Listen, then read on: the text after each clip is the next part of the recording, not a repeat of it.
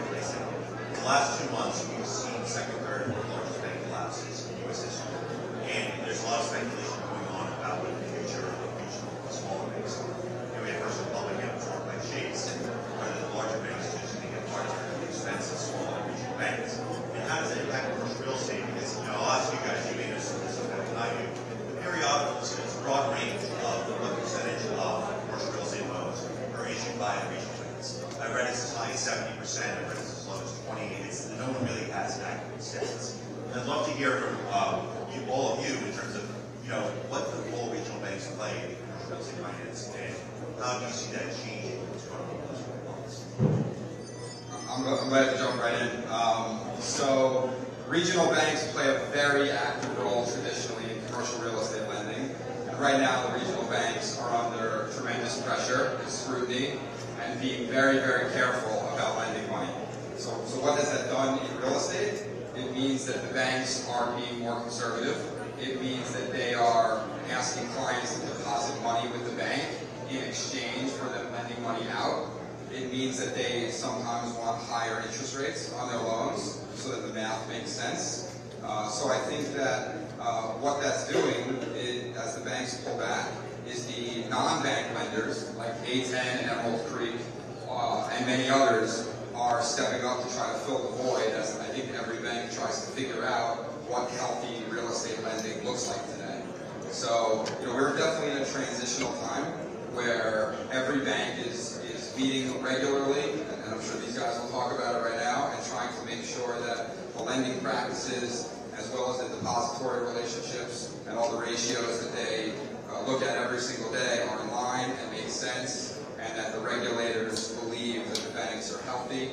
So it's definitely a transitional time. And I think from the debt fund perspective, banks are going to play a major role forward, even if debt funds do take a larger market share of lending. I see many banks looking to expand their in-piece practice and not on the financing and credit facilities for debt funds. So I think things will look a little bit more like bondholders for CMBS and B-note buyers in the securitization world on a more regional level. Now, are you guys seeing newer type lenders come into the market being created, or hedge funds getting from real estate private equity funds?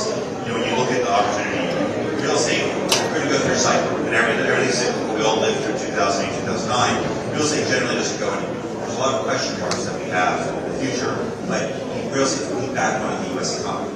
So at some point, when we're talking about, there's trouble in world finance, there's also the opportunity. And where do you see the opportunity? I think what you're seeing in the marketplace was just an article this weekend in Citi Times.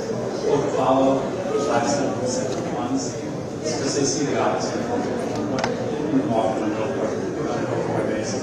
There is a void in the marketplace. So they see an opportunity to create yield for themselves by offering an alternative lending program into the market. So you'll see more non-bank lenders enter in the space because they can get the yield required on the funds to enter the space.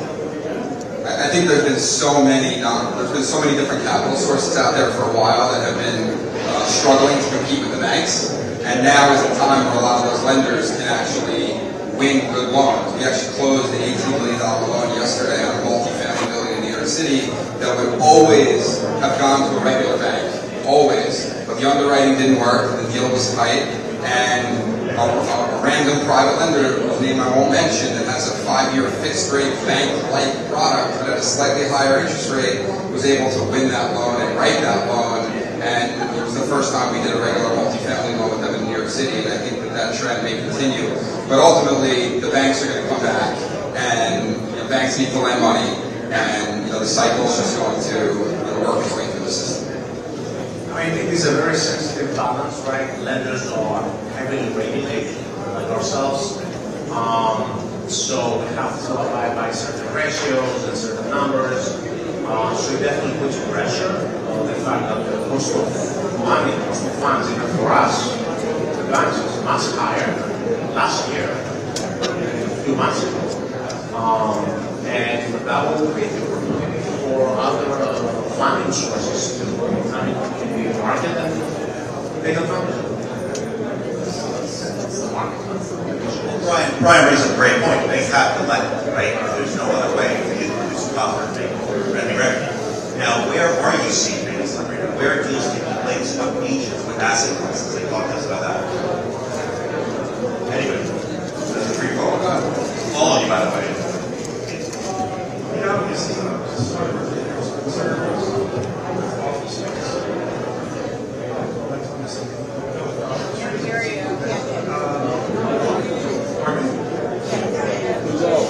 Can you hear me now? Okay. Yeah, obvious reasons there's reservations in the office space segment of the market because of everything that's happening in the past 2 to 3 years. And investors are looking for their opportunity. There's always investors out there. These gentlemen brought up some very good points. There's always an ebb and flow between secondary markets, recognized depository institutions, depending on who has to contend with what. And then if there's interest in the market for this kind of paper, and the secondary markets is what they refer to, and how attractive that is, how much demand there is. Whereas on the depository side, we have a company out there to a great extent. We have to service the communities that we're in, we're required. But I wouldn't get too panicky because the extent of the oversight on the depository institutions, especially over the past 10 years, it has really produced good, solid quality paper. So what they're holding on to is really, really well scrutinized loans that are assessed and integrated, created the appraisals have a little more integrity, in my opinion, to them. The documentation is more substantial. So I don't think what we saw 12 years ago is remotely close to happening.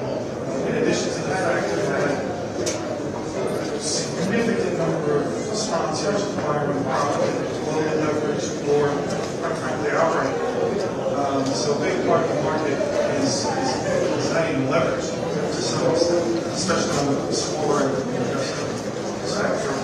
So I think we're dealing with a far more stable market. People are getting spooked because a couple of financial institutions got a little squirrely to put in layman's terms. Did something they shouldn't have been doing, and it's created some panic. I don't think the institutions on the lower spectrum are really as concerned about their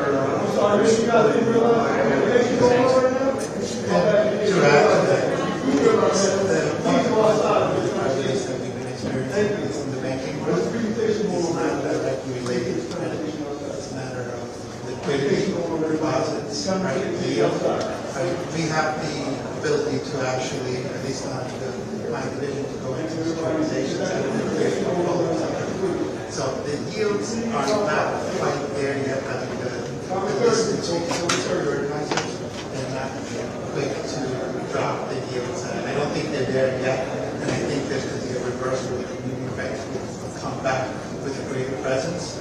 Right? So it's an interesting market in the new year with the banks. It's really not, to me, it's more of a liquidity. A lot of the larger institutions were not properly hedged.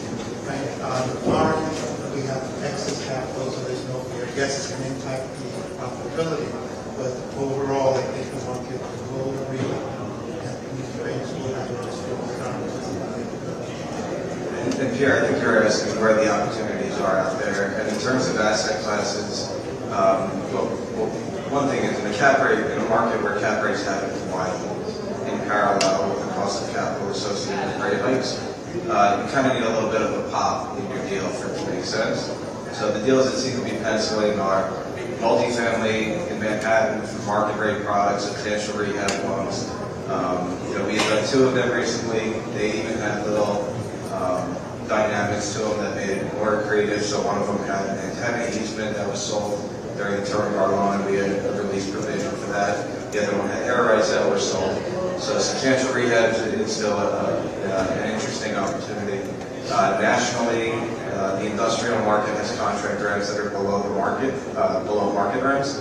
So those are opportunities when you can acquire something at a cap rate that might be more consistent with, cap rates from 6 months ago, 12 months ago, or what was expected, but with the pop in the rent, your numbers can still make some sense. And then the other asset class that we've seen a lot of NOI growth in, although it's kind of smaller and doesn't have much of a history, is the supply chain driven industrial outdoor storage space, which is basically parking lots and container storage. That we've seen tremendous NOI growth, and a lot of the larger funds out there are investing in that space right now. You know, Jeff, when you talk about asset classes, obviously the easiest one to talk about is multifamily. Everybody's remaining relatively bullish on the future of multifamily for a number of reasons. When you take the housing market as an example, we have a tremendous shortage of supply in single-family housing, and even what the supply does exist is unattainable for the majority of society. And all that's doing is creating more demand for multifamily rental properties, because what would be home buyers being forced to become remain renters for probably perpetuity. So that asset class, that's easy to analyze, but the more difficult one is when we talk about retail, which was through transitional / precarious position pre-COVID, and office, which has completely been flipped upside down in the last several years. Are you seeing defaults pick up? Are you seeing workouts? How are you seeing the banks that have these assets navigate, this current environment? Yeah, I mean, from a retail perspective, I think property markets are performing a lot better than capital markets. And, there's never been an easier time to start a business than today with technology. But I think that retail is going to be more of a complement to many businesses out there than actual brick and mortar is needed. So I do think there'll still be positive absorption. We had 8 periods in a row, 8 quarters in a row of positive absorption in retail. But I'm not super bullish on retail because as a lender, it's a very difficult asset class from a capital markets perspective, because the tenants that are coming into place today, they might not have the credit that we were more comfortable with 15 years ago. There might be co-tenancy agreements or leasing agreements on the side, stuff like that that provides asymmetric risk for a lender. I actually see it slightly differently from my seat, which is interesting. If we were to think about this 12 or 18 months ago, It's always going from it, by the way. If we were to think about this 12 or 18 months ago, retail and hospitality were almost impossible to finance, right? Nobody would look, coming out of COVID, shopping centers were dead, and there was vacant retail everywhere, and hotels were empty. And now, you can't get a hotel room at an affordable rate anywhere. And most shopping centers, especially suburban shopping centers all over the country, the parking lots are full all day and there's not a lot of vacancy. So it's interesting how the market can shift pretty quickly, whereas office buildings today are obviously struggling the most. But to answer your question specifically about what banks are lending on, I'm actually, what I'm seeing is that banks are lending first and foremost to existing borrowers who they know. They're putting in a premium, and bridge lenders too. They're putting a premium on people that they know. People they have a good track record with, that they've lent to before, that have, maybe have a depository relationship. If it's a new customer for a bank, when it comes to a loan, there's a lot more scrutiny and probably a lower leverage point and a deposit conversation that's being had. I'm seeing the same thing. All the banks that we represent, the majority of our loan transactions are for repeat owners, long-standing clients. Here from as being a community bank and a portfolio lender, we are a relationship lender. So banks, I think, always prefer to give some on the profitability side for stability and asset quality. Asset classes, hospitality, they're saying it's stabilizing, it's coming back, but I think lenders are still a bit hesitant to leveraging lending in the industry. Retail have tools to address any additional concerns. We see further seasonality of the market being more stable. But the challenge remains. It's very easy to start a new business today. Do you treat it as a startup, or do you, knowing your markets, knowing your neighborhoods, create that comfort level that you need as a lender to lend on something that is strictly retail? Retail, our focus is on base, credit quality, lease terms. What's the weighted average remaining lease term remaining? It's 5 years, especially with big box. You have rollover risk in this marketplace, which you have to account for. And back to Brian's point, during the pandemic, everybody wrote off the neighborhood shopping centers, mom and pops. That was a dead class. That was one of the better performing retail assets. Office, we kind of kicked the can down the road on that because we have long-term leases. But now the reckoning, now the reckoning is coming. For us, we're still lending on retail. We will lend on office in certain markets, but we're highly selective because of all the headwind risks that's out there in the marketplace. But we're still actively lending on both retail and office. I'm going to harp on office a little bit. I'm going to take a survey. How many of you work from home full-time, work remote? 5% of them. How many of you work from home, enjoy hybrid schedules? How many of you go to the office every day? You're in real estate. You need to use the asset you're selling, right? Like, go to the office every day. Why are you still home? It's been 3.5 years. Like, I mean, it's absurd. Like, that's the whole point of this, is that this isn't a trend in the market, right? Like, for any of you who are in sales, if you're not in every day, you should be ashamed of yourself. Like, you cannot sell the asset you don't use. Like, you have to be there. Business is the economy. You can't survive in this virtual world. There's some components. There's some components that are hybrid, that are here forever, that have the benefit. But for the most part, the biggest issue we see is this continues. You use the word reckoning. There could be a significant reckoning. When you look at Midtown Manhattan Financial District, we have 50%, roughly 50% occupancy on a daily basis. The best part about this, from my perspective, is I go in every day. Mondays, you have 33% occupancy. Tuesdays, Wednesdays, Thursdays, you have 50 to 66% occupancy. Fridays, you have about 25%. The workforce unilaterally determines they're more productive from home on Mondays and Fridays. Go figure, right? Rather convenient. I'd like to call it a 3 o'clock on Friday myself, right? At the end of the day, what you're going to start seeing, this is becoming more and more of a prevalent topic, is conversion of these office buildings.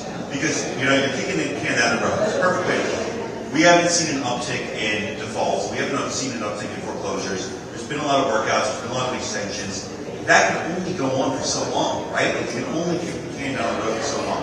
At what point, where's the breaking point in terms of where you start seeing these defaults? And what do you lend a lot of credibility to the potential of converting offices to housing? So we do a lot of development. We are in the affordable housing market. We work with HDB.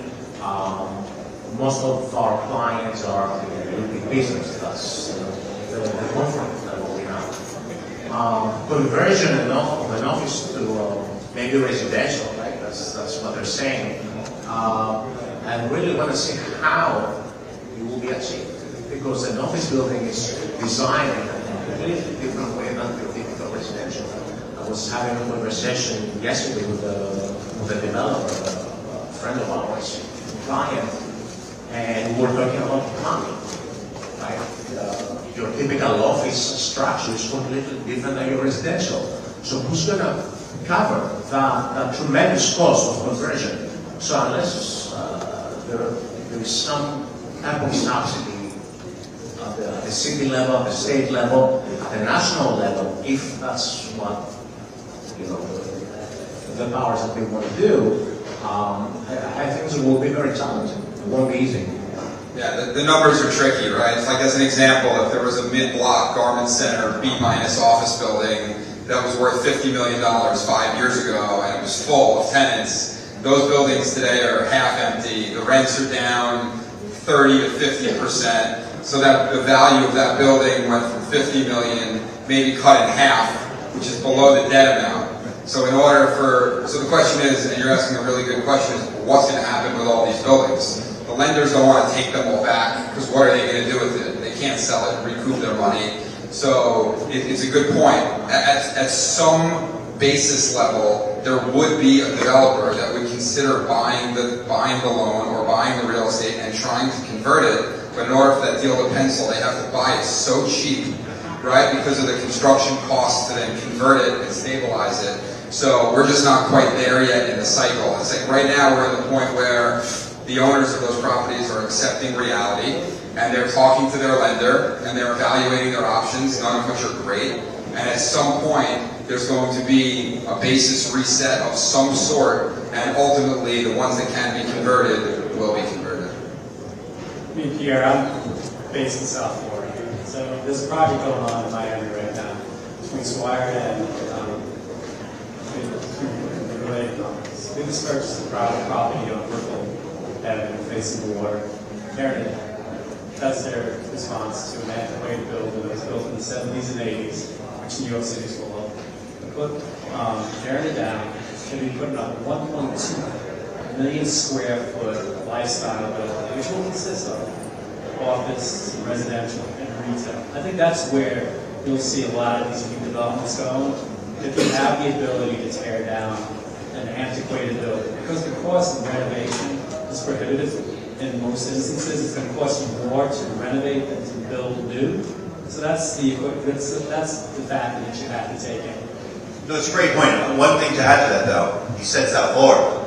That's where it's easier. It's easier for you to analyze it. South Florida is booms tremendously. I mean, Florida and Texas have been the greatest beneficiaries of what's gone on this couple of years with the highest influx of new residents. And your South Florida economy is skyrocketing. You know, where like my biggest fears, I look at Grand Central, right? You look at the San Francisco market. I mean, the San Francisco downtown market is, I think, the hardest hit city, maybe outside of Chicago in the country. Those markets, what happens to those markets? I just saw an article that said some of the big downtown office buildings in San Francisco are down 70–80% in value. Yeah, and then every day you're seeing articles about, write-downs from some of the large mortgage REITs with regards to their office portfolio. Not that they did anything wrong, just a shift in the market, and that's kind of what we're going through right now in the office. Yeah, I actually think those are fantastic opportunities, because once what that property will trade for and its intended use has been decimated, now your entry point is low enough. And that's a perfect. Does this mean you'll lend on them? Not at this stage. Great question. Who's the bridge guy? It's up to him over there. No, it's been done before. This is not, you're not reinventing the wheel. It's location. If you have a building like that, that's in a residentially desirable location, downtown San Francisco is Gold Coast. It's insane what a home costs there. It's not something that's new. You look at the west side of Manhattan, you have 100-year-old buildings, 120-year-old buildings that were warehouses. You go to the egg district, the meatpacking district. All those buildings were hundreds of people, 100+ years old. And what happened? Developers saw how it was highly desirable as a residential location. They went in and they figured out how to cost-effectively do the infrastructure to get the plumbing, electric, and so on in. And then, again, the entry point was reasonable because, prior use was obsolete, no demand for it, and it required a lot of capital investment. But there's going to be opportunity. In contrast, if you have a major office complex in the middle of nowhere out, on the island or something where it's not conducive to that type of a conversion, you're going to have a problem. So it's not a one philosophy fits all, in my opinion. It's going to be subjective to where the building is and if it's conducive to residential conversion, especially in these densely populated areas. Yeah, I mean, I think one of the main problems for converting to office is light and air, and just quality housing in general. The layouts for office buildings are generally much larger floor plates and make it difficult, so you have a very large loss factor, which isn't really conducive to multifamily. Now, are you seeing new types of loan products enter the market given all the challenges we described? I did another panel earlier this morning about agency lending, and it's just focused around the multifamily sector. And somebody brought up that, there's going to be a 30-year amortization that we've all become accustomed to. It was somewhat arbitrary, right? It's just been something that the market's been adopted as long as we've all been doing this. And why not make it a 35-year amortization and make it more affordable to adjust with the reduction of cash flow? Why not 40 years? Are you seeing banks change the types of loan products and what type of loan products would those be? One of the changes that I've seen right out of the gate, and I'm not sure if this applies to both of you, is that there were a bunch of banks in New York that used to just, when we would send them in a loan to quote, they would give you a rate. They would say, okay, we're going to make this loan at 4%. Even if it closes in 3 months from now and interest rates have gone up 50 basis points, we're still going to close your loan at 4%. Now we're not seeing that anymore. We're seeing banks basically say the borrower has to take the risk for the term until we close. So these loans are spread-based for a period of time and moving around. So that's one of the main changes that we've seen is banks looking for a little bit more interest rate protection. So I'll be a little self-promotion here. Anytime capital, we've always had flexible terms. Rate locks, we can give you a 90-day rate lock or point, but your rate is, you don't float until you close. So you have certainty of where your rate's going to be 90 days out. Sign our LOI, give us expense deposit, rates that's on the term sheet, this is great. You close within 90 days. Interest only, we do offer an interest only component to all of our loans. It could be full term IO, it could be partial IO, and we do have some flexibility in terms of our prepayment. On the 7-year, we'll have 4 years of year maintenance within a 3-2-1, which differs from the securitizations, which is typically a 7 or 10-year yield maintenance of defeasance. So offering flexibility is part of our program. It's always been part of our program. Probably will evolve a little bit more as we get further into this. But if you're looking for flexibility of new loan products, it's something that we've always had and offered. The problem, again, with regulated banks is there is a norm, as we said. So for a bank to deviate from that norm, you have to have conversations with your examiner friends and kind of like see what is reasonable. 35-year, 40-year amortization sounds great, right? It alleviates much of the pressure for the borrower, for the borrower, but I can't think of the OCC smiling, saying originations on the 40-year amortization, but regardless, it's another number. Which choice may they have? Choices are very limited. So the question is the regulatory environment willing to accept changes and modifications of the structure of your typical loan product to alleviate the pressure that we have today? Yeah, That's a big question. To your point, though, loans that are originated from the depository institutions that are held on the or a portfolio like we do, those loans are monitored. The regulators come in, particularly in the FDIC, because they want to make sure their investment in financial institutions is preserved. So they literally will risk rate post-closing, a year, 2 years after a closing, 3 to 4 years after. They'll come in and they'll pull a file, look at it, and look at how you underwrote the file. They'll look at what was done, the methodology behind the basis of the loan. And they can downgrade the loan. They can say to the lender, what you did here was pretty risky. We don't like what you did. We want you to increase your reserves for this loan. Put 20% more in reserves. And now you have a loan, you've closed, the client's got a loan, he's making his payment, but now your cost of your business just went up. So you have to be cautious on this front. And the secondary front, once it's gone, that's it, you're done.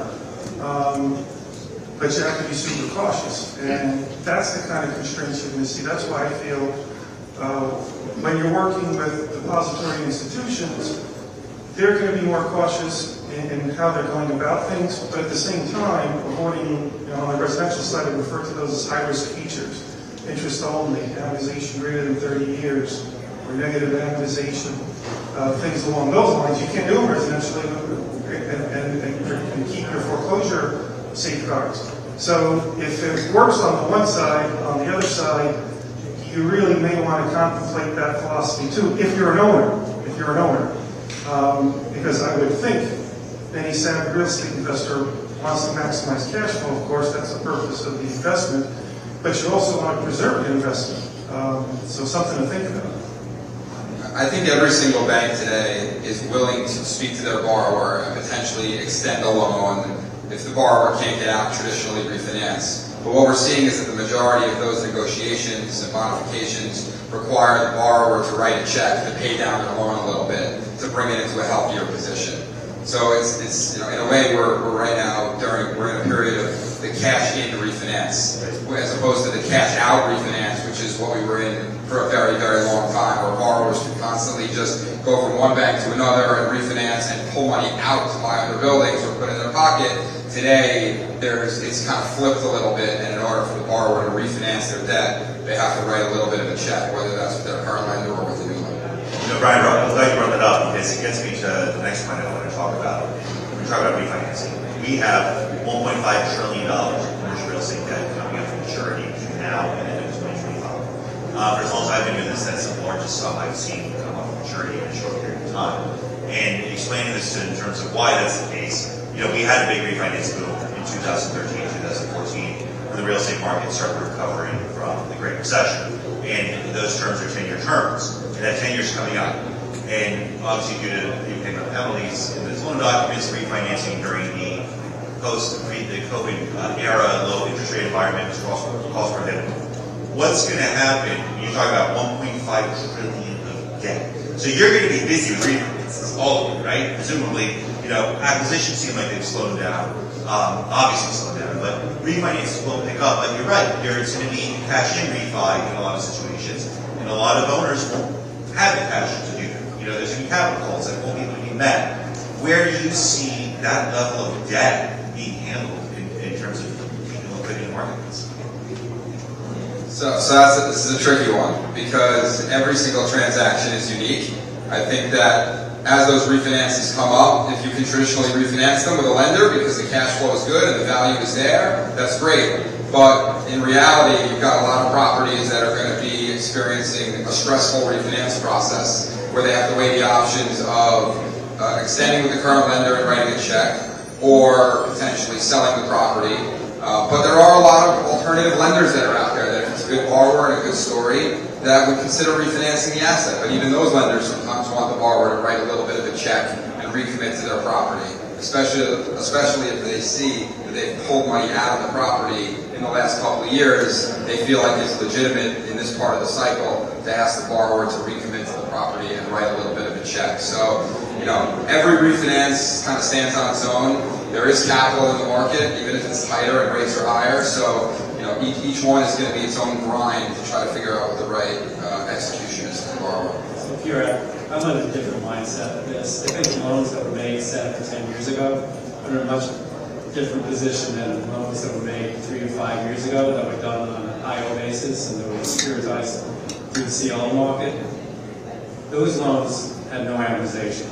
So typically those loans were also levered up. So they got far greater leverage than they would have qualified under an amortizing loan basis. Now those loans 3 to 5 years ago are going to become due in the near term. The underwriting that was done on the originations of those loans are going to pencil out far different today. Rates were 3.5%, 2.5% back then. You had a 20% year-over-year increase in rents. Those factors are gone. So those are the loans that are probably going to have the most pain for the sponsors, because they're not going to have to write a little check. They're going to have to write a big check to right-size the value of the property given the loan size. Is either write a check, do an equity call, or you're going to be selling the property. So there's going to be opportunities in the marketplace for either refinancing or buying these properties, purchasing of these properties, because their exit strategies are limited. Getting back to the loans that originated 2013, 2014, they've had some amortization. Leverage is probably lower given to where today's values are, even though values have come down. And again, leverage is fine. It should be fine at 60, 65, 70%. You can have a huge run up in values. So those probably will have a little less pain. Yes, a refinance.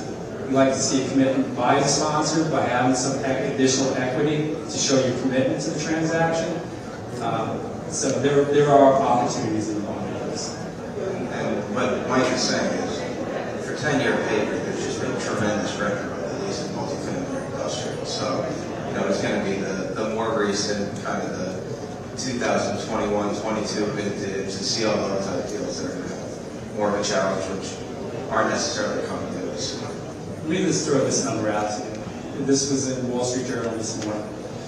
66% of CLO originations in 2021 was multifamily. 80% of the CLO originations in 2022 were multifamily. So you can see that people were stretching on leverage just to be able to get the penciled returns. So again, those are the transactions that you're probably going to see the most pain. And think about it, 80% of the originations in the CLO market were for multifamily. Also, the 1.5 trillion, although it sounds like a staggering number, I'm not sure how much commercial real estate debt there is, but it's north of 6 trillion. So over a 2-year period to have, call it 20%, that's not that staggering. I think on the residential area, the 10-year paper with the appreciation that we have might not be as much of a risk. The 5-year paper can be a community bank, relationship driven. We work with the borrowers. Our cost has gone up. So we're there to work it out for everyone to say. But I don't expect the long term that's coming up to be as much of an issue more this year over the last 5 or so years, where I think we might banks are going back to the amortization issue.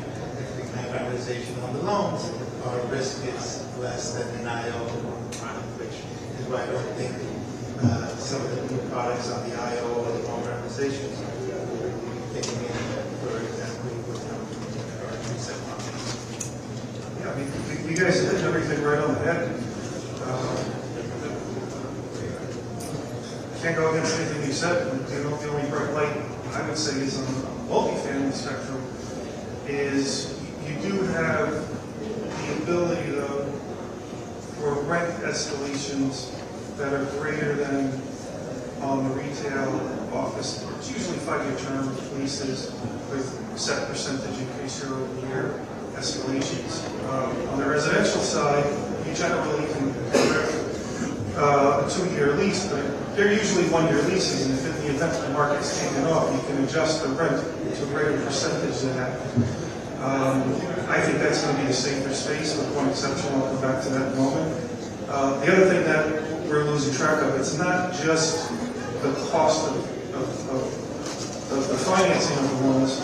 There's been this evil thing called inflation, and property owners are under ever increasing pressure because their property taxes are going up, their fuel costs are going up, their interest costs are going up for the building, their insurance is going up disproportionate to the escalations in the leases, and that's a greater pressure too. So you have 2 pressures, that are going to come to a head now.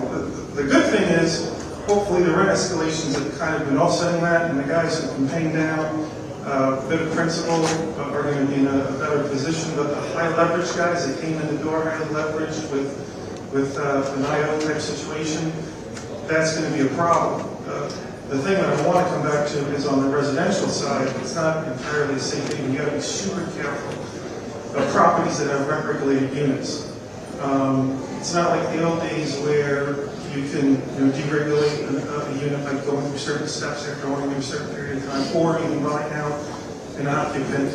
And the new laws that are going into place pertaining to how you can adjust or increase the rents is very stringent, and the consequences for violating that are not at the moment. They can go back. You can have to pay back rent and adjust. So you may underwrite a loan and think you're getting a certain debt service coverage and find out that 3 years ago, 4 years ago, 5 years ago, the landlord increased the rent on those controlled units to a point that he wasn't supposed to. You have to roll those rents back, pay back the money to the tenant, and now you have a much lower debt service ratio. Again, what did I say? You're in an environment now where inflation is killing you. So your cost to operate is going up. Your fuel costs are going up. Your insurance is going up. The killer is repairs and maintenance. Try to deal with the trade now. Call a plumber or an electrician to come in to do some work or roof, or you're doing low level work on your facade. It's painful, but your rents are not increasing. You have matched that expense. So if you're in a multifamily with rent-regulated units, especially if they compose a significant part of the rent roll, super careful, super careful. What I'm going to say is you're a mind reader. I was going to say the exact same thing, almost.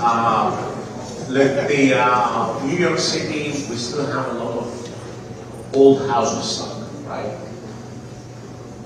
Expenses, operational expenses on the older buildings are much, much higher So everything has gone up. Rent increases are more difficult, are more challenging. Prior to, I think it was June 19, where they passed out the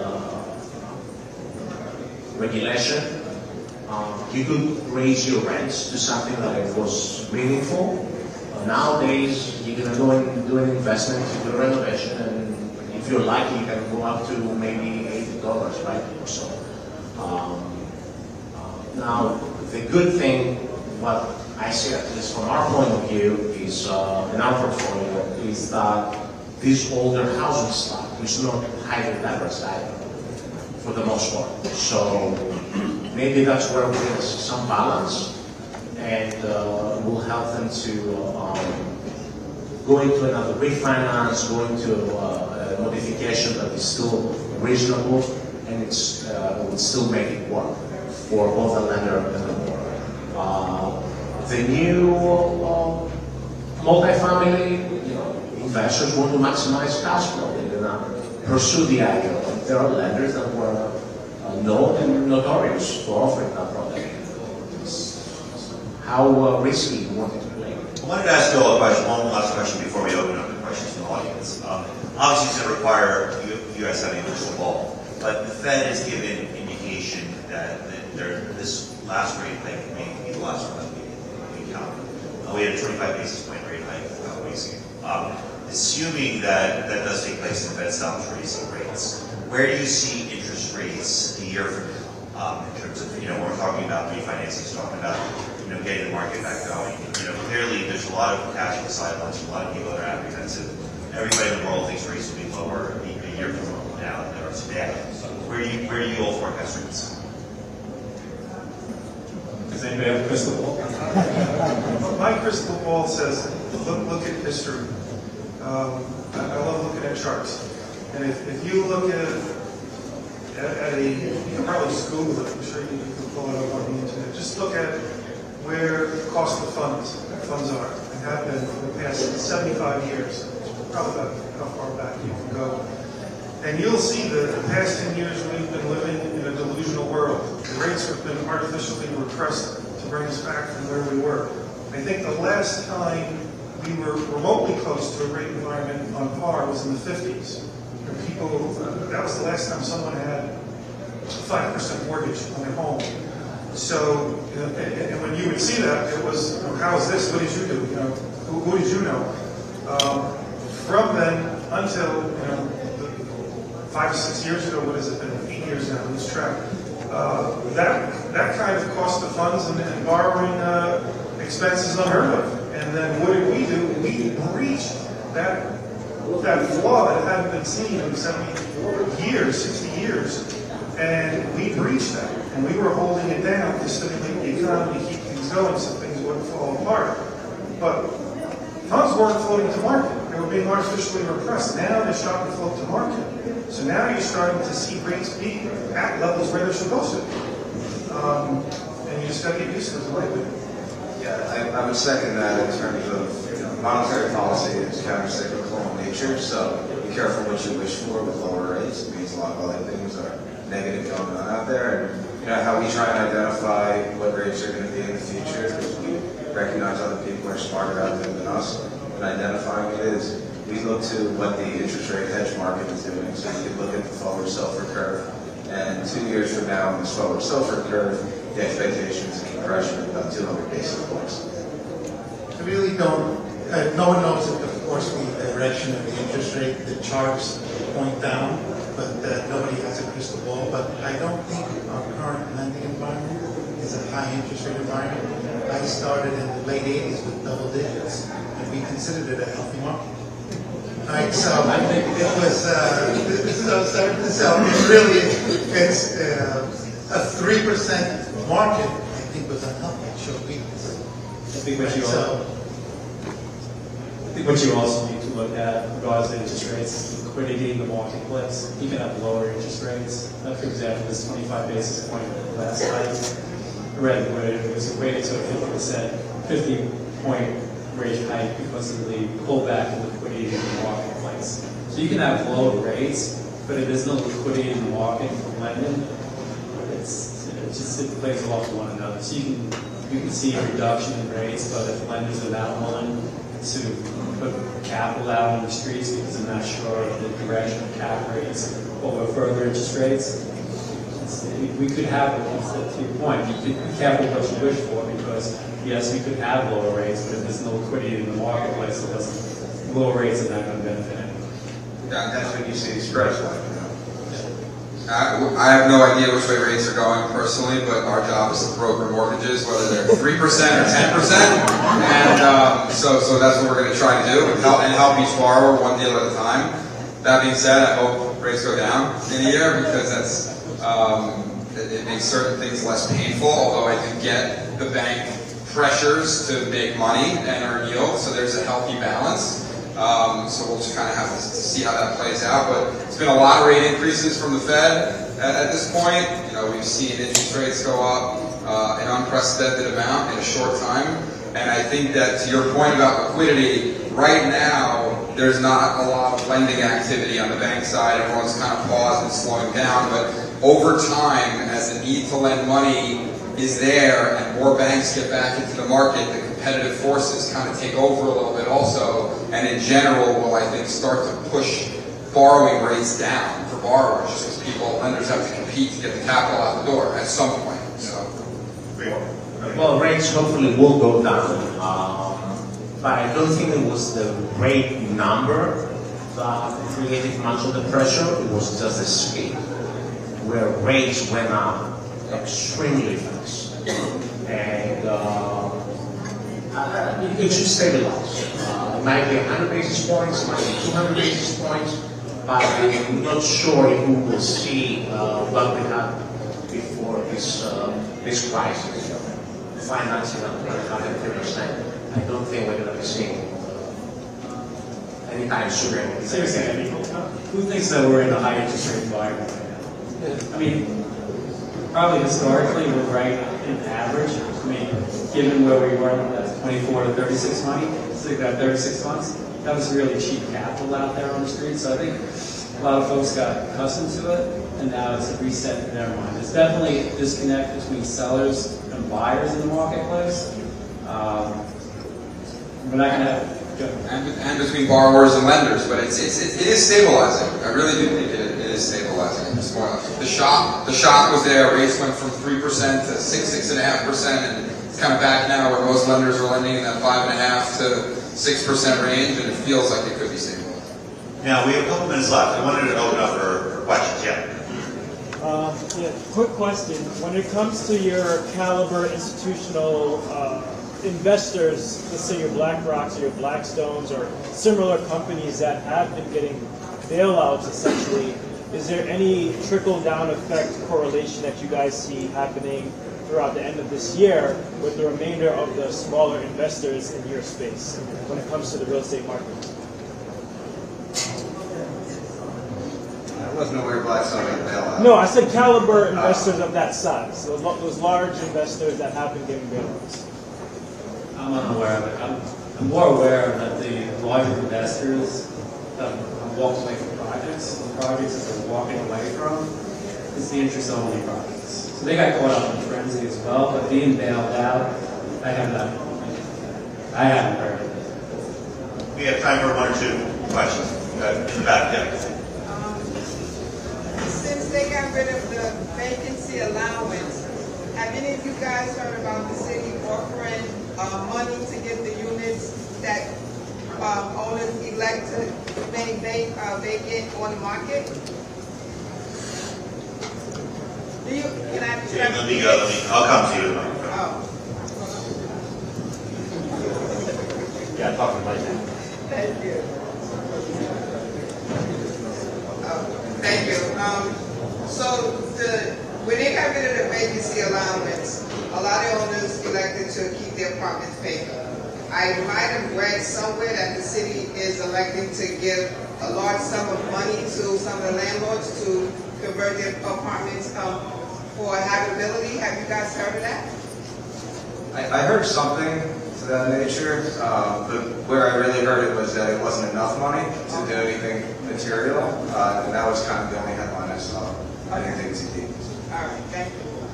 Sue, one last question. Nope. Yes. I can give a question to Ryan. Ryan, since you're brokering mortgage, where are you seeing that lenders are kind of like, how is it battle finance?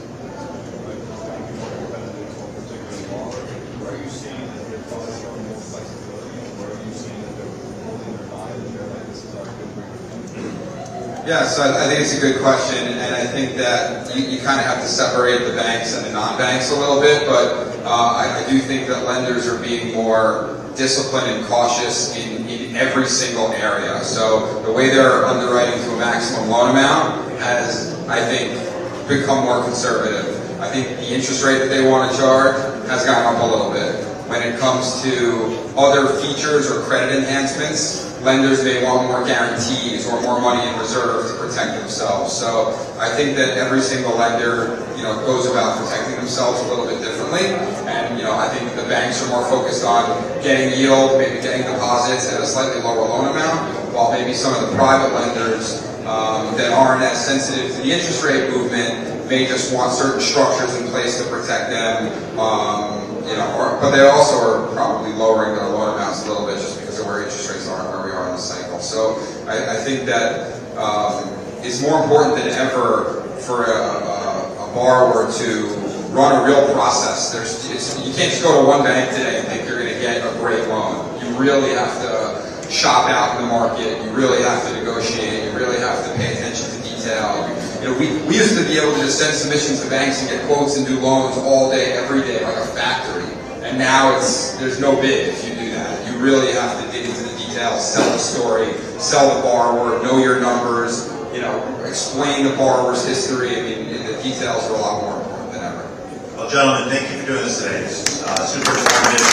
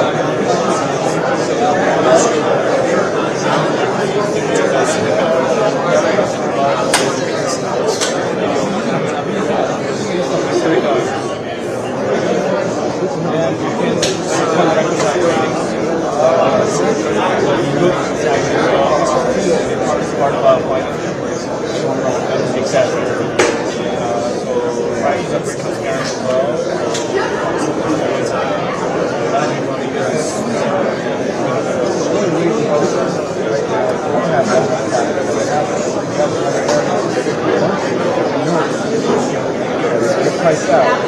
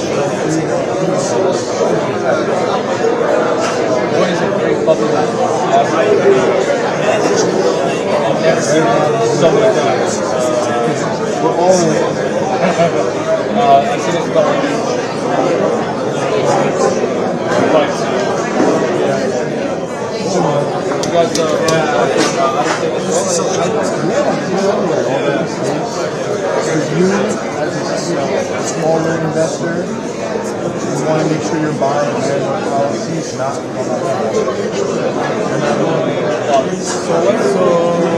What if somebody has we have like husbands and fires, and you don't have a landlord policy. Would the insurance that has happened. And on the same application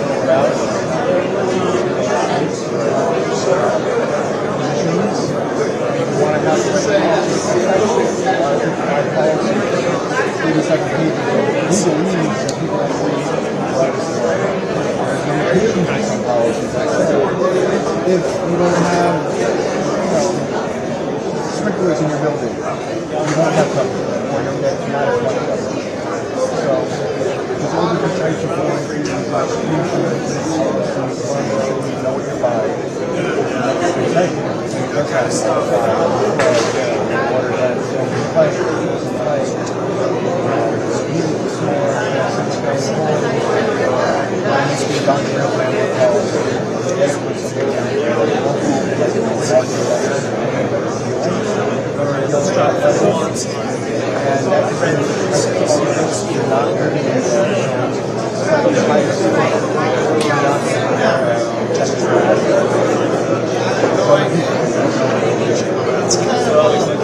initially, the regular home insurance, they want to submit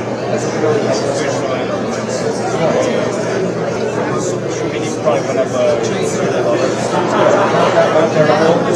but then I was asking them,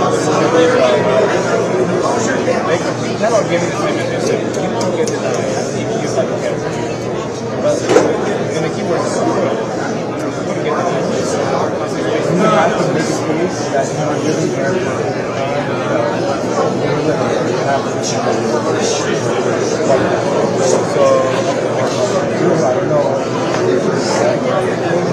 so you have to say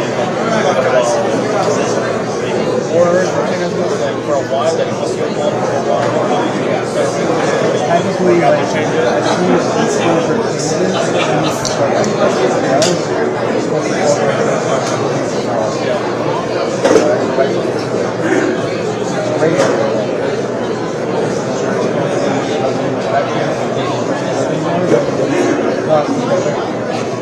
but a lot of companies, they're going to look for ways to not pay it. They don't want to pay it. But if you buy better quality policies, but if that happens, you're just going to bring check. So, you're not going to bother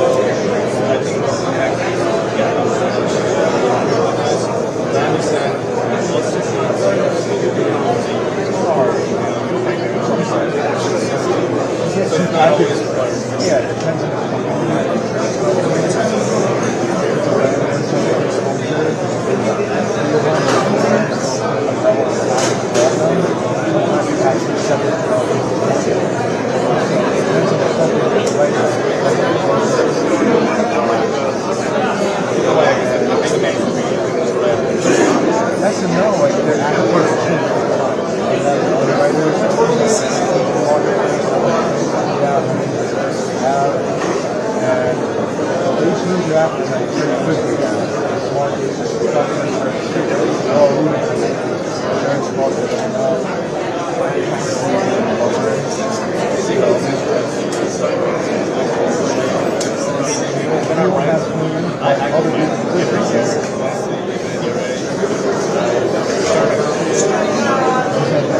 Start calling around. You gotta shop it out. Sometimes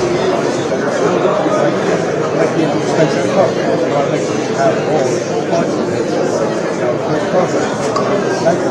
Have the best price. That's our job. We're brokering the average.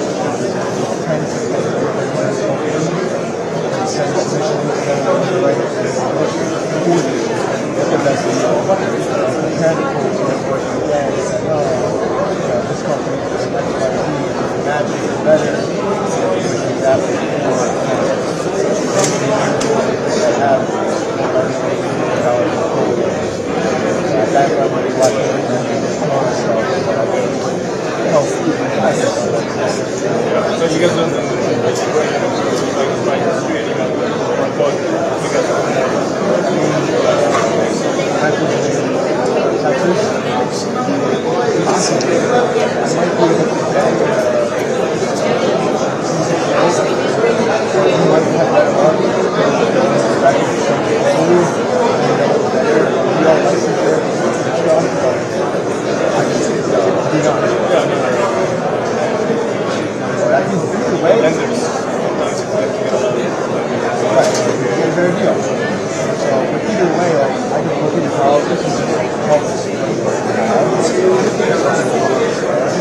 might have actually value, appreciation value, confidence.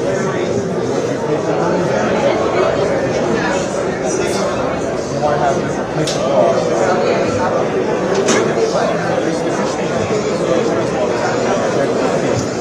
So you want to make sure you don't have that. You want to make sure you have this replacement cost.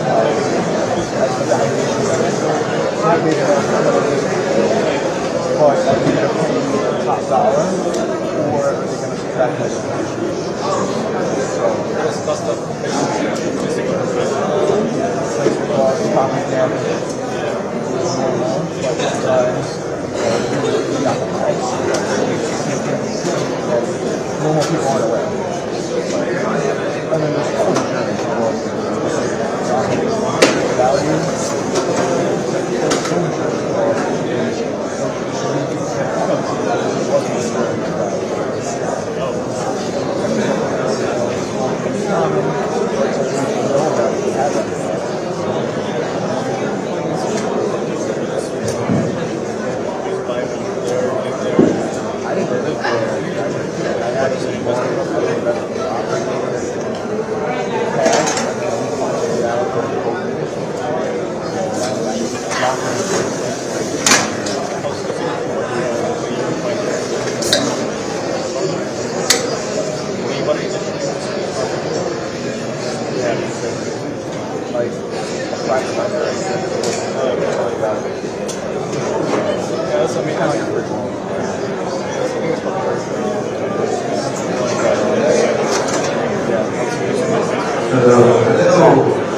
All right, good afternoon, everyone. Welcome to the 240 State of Private Lending. What are you seeing today? This panel is sponsored by Scotsman Guide and RCN Capital. We're going to just really quickly have everybody introduce themselves and talk about their company for just a few seconds. Larry, I'm going to start with you on the end. Hi, I'm Larry Emmelsman, the founder and CEO of Emmelsman Law. We're a law firm based in Great Neck. We specialize in representing permanent lenders, private lenders, so businesses, as well as investors, developers, and builders. Enrique Gomez, I'm from Commercial Real Estate Co. Been in the commercial real estate business for over 35 years. We are a commercial lenders, upgrade seller, and also corporate in RCPA. Hello, my name is Samuel Magelli. I'm with Lending One. We are a private lender specializing in investment property financing, mainly using cash flow analysis from the debt service. My name is Robert Ford, out of New Jersey, and we specialize in New York, New Jersey, commercial and residential. Good afternoon, Ed A. Munder, Executive Vice President of National Production for Newbridge Commercial Lending. We are direct nationwide commercial bridge lenders, every state in North and South Dakota. Mixed use, multifamily, light industrial, warehouse, office, retail, self-storage, all that good stuff. Offering bridge money nationwide. Bill Pedagogo, Vice President of Trust Mortgage. We specialize in Ginnie-based securities, specifically for multifamily, assisted living facilities, and nursing homes nationwide. Acquisition refi, 35 years. New construction, sub-rehab, 40 years fixed. Perfect, thanks so much. And finally, I am Jeffrey Tesh, CEO of RCN Capital, nationwide lender to the non-owner occupied investment space, focusing on single families, 1 to 4 nationwide. So this panel is about private lending, and panelists, my guess is things are busier than ever for private lenders, mainly because the source of your capital is tied to very different sources than traditional conventional lenders. And it's giving the private lending community the freedom to be able to make loans in some of these challenging times. And I'm going to start with you. Let's talk a little bit about what you're seeing in the market today, especially as it comes to how sources of liquidity and capital are solving some of the problems that the folks in the audience are really starting to see today. Yeah, so we get to see it, or I get to see it, Newbridge gets to see it nationwide, including tertiary markets. And, you know, even though we do light to moderate rehab and give those funds to the borrower, we're seeing a lot of acquisition business as well. You know, some savvy investors looking to purchase and acquire while you tie up with a bank loan right now and having the DNA extracted. You can do a non-recourse loan with no financials, no PG, and closing 18 to 21 days. We go to 7% loan to value, so we're pretty aggressive in that space on those asset classes I mentioned. And we'll actually, as I said, give you the rehab money for those. We recently, like most, have become a little conservative on office space, which we've reduced, as of a few days ago, 60%. But for the obvious reasons.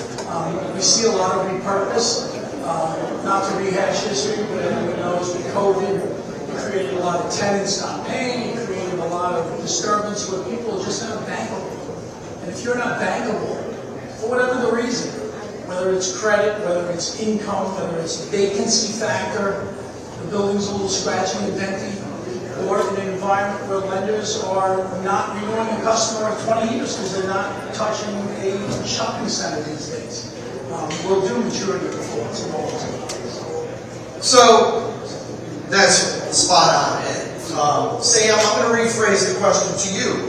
Why are private lenders, because of the nature of how they're set up and their capital stack, why do they have the liquidity to be able to make loans today when so many of our fellow commercial lenders are struggling? Why is that? Why are private lenders continuing to win today?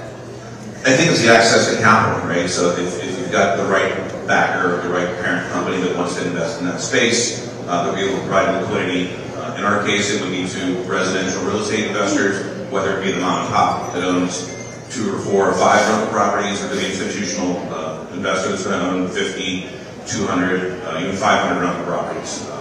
A lot of those loans are written on balloons. They've been written for the last 7 to 8 years in that space. They're all coming due. The banks aren't going to be there to refinance any of them, and it presents a great opportunity for us to take advantage of. So that's interesting. So the nature of the capital stack is different for private lenders, and you touched on the fact that a lot of loans are starting to come due. I think that's a trend mainly because of the nature of the capital that was deployed 5, 6, 7 years ago in the non-owner occupied investment space. How is the LTVs and the challenges that folks are having with those monies coming due, how are you handling them as a lender? I mean, right now, the good part of it is these loans were written 5 years ago, so there's a lot of equity, right? So it's not like they're coming due and they're going from, 5% to 7 or 8%. Loans were written 5 years ago in this space. They're very similar to what rates are today. I mean, really, the 6.5 handle kind of thing has been out there. But if in certain cases, if they were written on short-term notes, there's going to be some pain there. There's going to be some sort of cram down. We're going to bring money to the table to refinance the balloon. I'm hearing that more in the commercial space, not so much the residential investor space. And I guess we'll see what happens in the next 6 to 12 months with banks.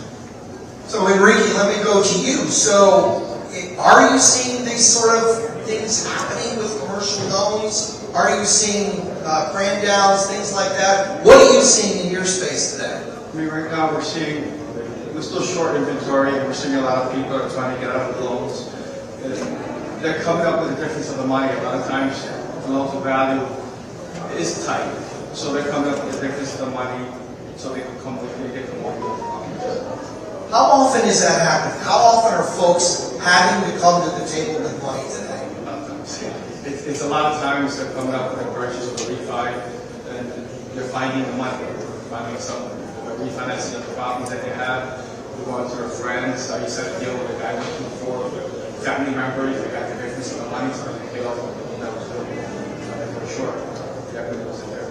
So let's talk about asset class, right? What asset classes are you seeing that be more prevalent than others, where they're coming short, they're having to bring monies?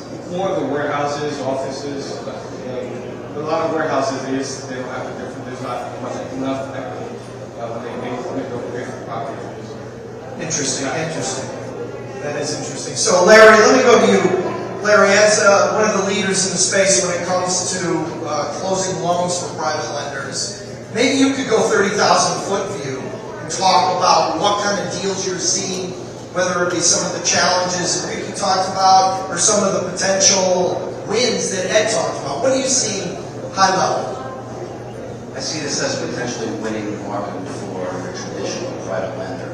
Having been through so many markets and challenges in the last 30 years, representing lenders, private lenders, these are the types of loans that they want to put on their balance sheets. These are loans that are actually performing loans, you have strong borrowers, and the banks are pulling back because of market conditions. They could be tied up in some of the short-term rates that they're involved in. But to pass some of these loans off now to the private lenders, these are the exact loans they actually want. When the banks are pulling back, traditionally, this is where the private lenders are busy. And personally, in our firm, we are busier when these things start to occur. That's interesting. And are you seeing it in a certain geography, or is it playing out all over your area? I haven't seen too many differences in different states and markets. We work in 30 states, 30 plus states. Obviously, we're based here in New York, and the strength here is in the Northeast. But I kind of see it even at this point in time. What I have seen is with less volatility becomes more deals. I think with the volatility that occurred in Q3, Q4 last year, it kind of put a halt to a lot of business. A lot of operators, lenders, investors, they were kind of, everybody pulled back at the same time. Now that we've had some stability in the rates, where there can at least be some projections as to where we're going to be over the next 6 months at least, people feel a little bit more comfortable about putting money out, knowing what the valuations are on the properties, and the investors feel a little bit more comfortable about coming in. I also do see the investor and the borrower. People have money.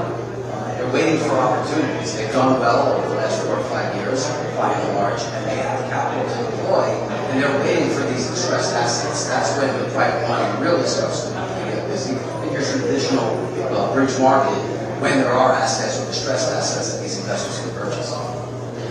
And that is a great segue to you, Bill. What are the investors saying today? Is there cash on the sideline to deploy? What's the feeling out there? I believe there's a lot of cash on the sidelines to deploy. We rely heavily on the bridge lenders and private money lenders as a permanent takeout. And what we're seeing today, more so than we ever have before, are these notes coming due, they're cash out refinancing, going right back to the bridge because we do take a little bit longer. So most of our developers are looking for opportunity. We have, years of relationship with these people, and they're ready to go right away. They're actually broadening their resources on the bridge left money, which I've met a lot of people today, and some I already know, and we've been bouncing a lot of stuff off each other. But we operate primarily in the multifamily space, which is a similar animal. But again, to your point, they're really just waiting for opportunity, I think, right now. And we have a developer that makes the deal, he wants to wait another 6 to 9 months to see what happens, but he's very liquid, and so are all his colleagues right now. So that's an interesting comment, right? A developer wants to wait another 6 months just to see. Well, what's that conversation like? How does that even work when they come to you and say, you know what? I think we're going to wait another 6 months. Piss us off. really depends on there it is. How much underwriting has gone into it, and but no, to your point, and you're correct. It's frustrating, but there's opportunity out there. And typically, when you get a developer in, they don't just do one project and they're one and done. These guys are coming back to you 2-3 times a year, or they're running project by you for quotes, or they're trying to get one done a year, and they're always on to the next 2 or 3, immediately, which their timeline is 2 or 3 years out. So I think that with the specific people that I'm referring to, there's still markets that are very high. We haven't seen anything, we didn't want to touch anything in Utah. And there's a municipality out there that's one of the 9th largest growing, we haven't even heard of it. And wow, that feasibility study came back at 330 units all day long. He's jumping all over that. He's got opportunities there. So it's amazing, these little niche markets. Those little niche markets. Robert, I want to go to you from a title standpoint. Certainly in 2022, both on the conventional side and on the commercial side, title slowed down, but maybe you can give us a view, especially as it pertains to commercial. What are you hearing from investors that use your services? So we have definitely seen a slowdown on the commercial side, but on the commercial side, it's absolutely we're seeing, again, we focus New York, New Jersey, and for us, we're seeing a lot of people taking on these assets on the high money side. The expectations of, I expect within 6 to 12 months, just to asset under, ownership. I think a lot of people are forecasting that the rates are going to increase up a little bit over the next 6 to 12. And there's permanent water in the street, so there's an opportunity to be able to acquire something, not to pay on these assets, and be able to get it for a reasonable price. For us, we're obviously on a transaction. We're transactional, so for us, we're there on the acquisition and initiative and refinance from the debt of these properties. So we go back and forth with investors directly, working with the banks, and we just want to make sure that we're getting this process as smooth as possible.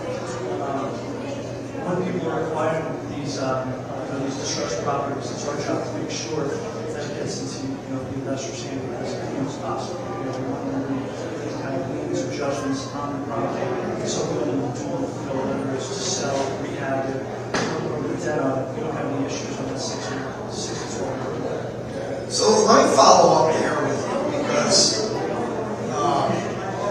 we have seen, at least at LICA and RCN, we've seen a significant tick up in fraud. There's been a lot going on in the last 6 to 12 months. And Larry, I'm sure you've seen this. But from a title perspective, maybe you can share with the audience, investors, how many folks are investors today owning properties for rental income? So a significant number of the audience, maybe share with the audience what they should be thinking about from a title perspective when it comes to the potential of fraud and things that they need to worry about when they're getting ready to close.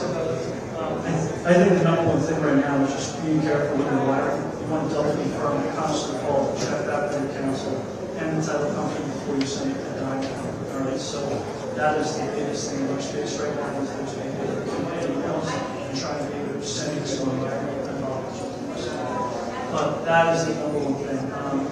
As far as the fraud goes within the industry, It's tight as a belt. On the side of guys, I think it just comes from people that are scamming, that they scan the emails. And they're waiting for them to be, all right, for police squad over 50,000. And maybe the phone calls less, always check the two people who check the wire instructions. Do not like assume that anything is. So you got to wire right away. That's not the case. No one should ever be rushing to send money out.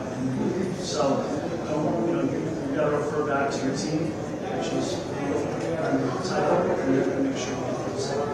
So Larry, I'm going to give you that same question. What do you see today from a fraud perspective? What should investors in the audience, and really real estate professionals as well, what should they be thinking about today that's maybe changed from pre-COVID? Well, just speaking to the fraud issue first, is you always see an uptick in fraud when the markets are tight. People need to do deals, and they're presenting deals to lenders that just fake flips to themselves, fake contracts. Main Street title aside, title companies are a big problem. We found a tremendous uptick in title company fraud. In our office, we have processes implemented that we vet every title company directly with the underwriters and in many other ways. So we have seen an uptick, particularly in Florida, a lot of problems with title companies, but you see it all over. So it's very important, whatever attorney you're using for your transaction on the lending side, that you make sure that they're working with reputable title companies and actually checking who's actually operating, whether they're licensed to do so and authorized agents to do so. In terms of the deals, well, from our perspective, this is what we do.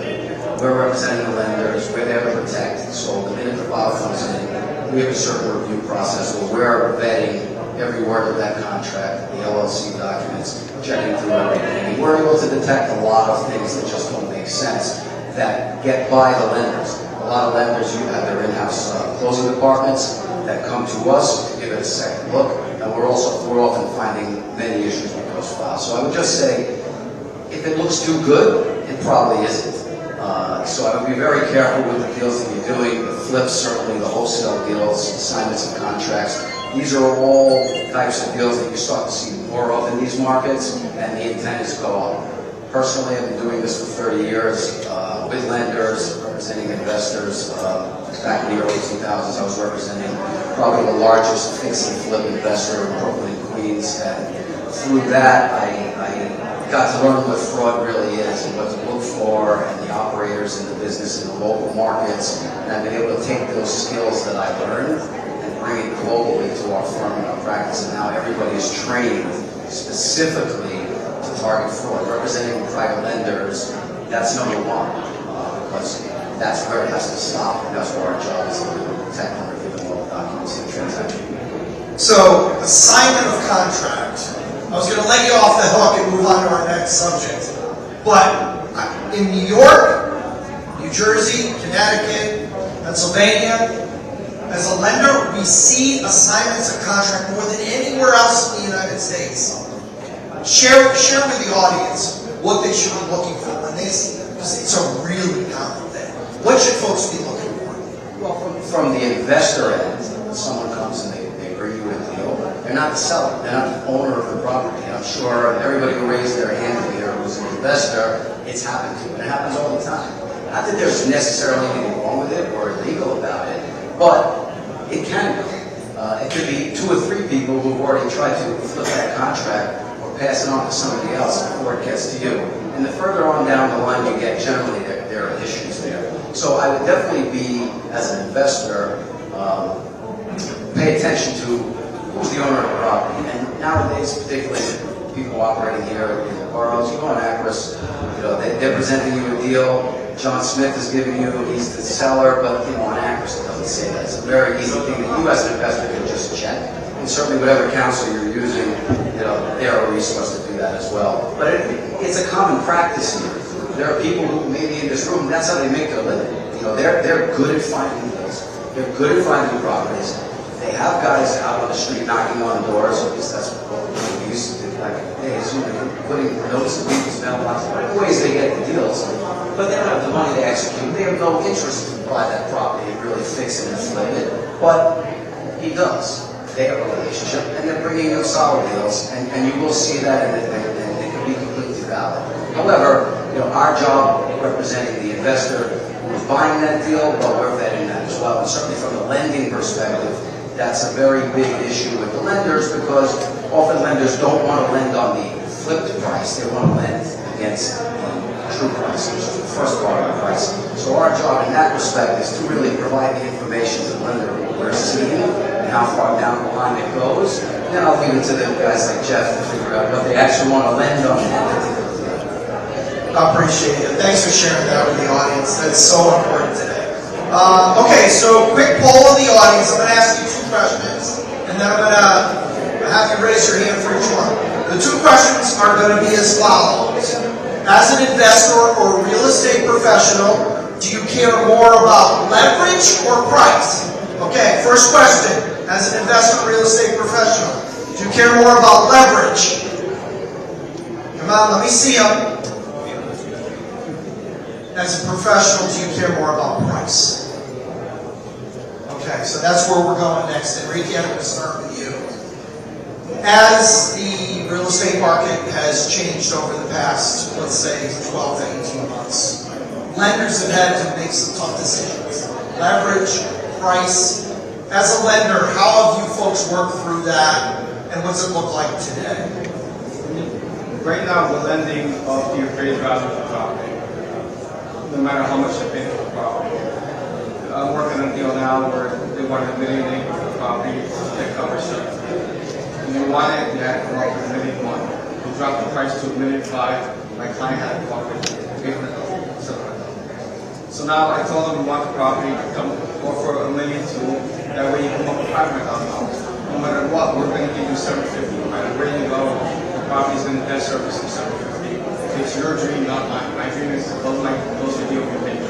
So you really have to look at the long run for you. Whether the property is worth it, and is it going to be worth more money in the future? We're just looking at a property in Hoboken where the rents were $1,000 to $900 a unit. That if it was market rent, it's worth $3.9 million. They want $3.9 million for the property. I told them they're crazy. I'm not, there's no way you're going to evict the tenants and get them rents up to market rent, which is $2,500. If you want to play the long game, deal with it. But we just did a property in Patterson where we sold properties and nobody was paying rent. The guy paid me top dollar. He's a big neighbor. They have deep pockets. They have very deep pockets. They paid cash for the properties. It's $3.8 million, 33 unit buildings. Then they're going to deal with it. They're going to deal with the long money paying the tenants and fix it and increase the rents. So everybody's different. It depends on how deep your pockets are, how long you've been doing this for. If you're a beginner, you shouldn't even touch it. If you've been around for a long time, you know the laws of the city, people, the tenants, you know how you can handle it with evictions. So there's 2 different ways to look at it. Depends on how deep your pockets are. Love it. Sam, same question to you. Leverage, price. How are you thinking through it? Yeah, I think for us, we kind of went risk off when things were kind of crazy late Q3, early Q4 by kind of just taking some certain asset classes and just pausing them. So like for multifamily and some multifamily bridge, even the mixed use, we just kind of paused all that side of it and concentrating more on the 1 to 4 family. Our credit box is probably a little more conservative than most, but for the folks that hit our bid, we reward them with a great price. So I guess if that kind of answers your question. We look for experienced investors. We're not a first-time shop, so we can offer. I feel that comes through in our price too. So for us, it's been concentrating a little more on a higher quality sponsor. Recently, we have expanded a little leverage with some of the shake-up in the market, especially in the 1 to 4 family residential space, where some larger private lenders exited, and we've kind of stepped back in there gently. But yeah, nothing crazy out there like it was a couple years ago, for sure. Is this something, as a private lender, Sam, is this something that is a moving target? Like, how often is the internal leadership thinking about this? Or are the markets driving what decisions you have to make? As investors, how should they think about when things are going to change, or will they change? think it's twofold, right? So I think on the more homogeneous type of 1 to 4 family, we're going to kind of just do what we do. On some of the more larger portfolio deals, we see money come in and money go out, sometimes weekly. You know, like 3 or 4 weeks ago, there was 3-year money in there, out there, and then it kind of disappeared. And now you've got 1-year swaps at 5%, and it's inverted yield curve. And it's a moving target, I think, on that side. It's interesting, right? Like, and I think that's good feedback for everyone in the audience today. It is a moving target. Lenders don't necessarily have all the answers, but that moving target is the same game that we all have to play.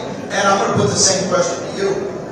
Leverage, price, how do you folks think about it? So, you know, with us, it becomes more complicated for the internal valuation process because we're doing vacant, unstabilized properties as well as stabilized. So we're also giving rehab money. So our initial loan will always be based off of the as-is value. And, you know, I came from the residential world years ago, and one of the things I love about the commercial arena is that at the end of the day, first and foremost, it's about the income. We don't do any 1 to 4s. We are true commercial nationwide. First and foremost, it's about that building. We do non-recourse. We don't even pull the borrowers in order of the entity's credit. So you're going non-recourse, you're basing everything against that asset. So you better well know where you stand, whether you're doing a tertiary market in Bessemer, Alabama, or I'm doing Hoboken, Richmond, Queens. So, you know, and one of the things that I reiterated, for as much as we do distress situations, maturity defaults, value-added deals, I'm seeing many on the banking side because they're hedging their position. Why should I take a 10% SBA deal when I can get a deal in the high 11s, 12s, interest only, non-recourse, close quickly, get the capital I need, or acquire the property I need. But one of the things about us is we're not a loan-to-own non-bank lender. So we will always ensure that your borrower has an exit strategy.